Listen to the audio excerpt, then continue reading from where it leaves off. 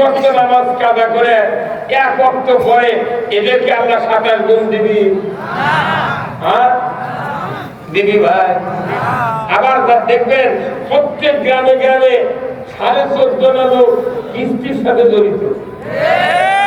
এই কথা আবার কিস্তি খালি পুরুষও কিস্তি দেয় না, দেয় পুরুষের স্ত্রী। ওই স্ত্রী আবার গুরুগোট বসে ওই যুবকের সাথে দরবার করছে প্রতি মাসে মাসে। তাহলে আমি নামাজ পড়ি, আমার স্ত্রী বেপরদায় যাচ্ছে, সুদের অর্থনীতি নিয়ে নাড়াচাড়া করতেছে। এই লোক মুসল্লি যদি মসজিদে যায়, মসজিদের কি অবস্থা?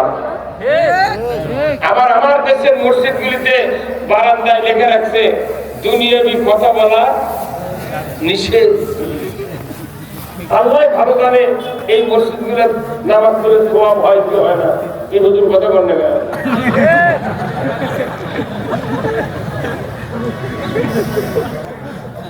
আমার এলাকা কৃষি ব্যাংক আছে, আপনার নাই ভাই? এই রাজশাহীর কৃষি উন্নয়ন ব্যাংক আছে না, ওটা হচ্ছে হেড অফিস। পুরা বাংলাদেশে তার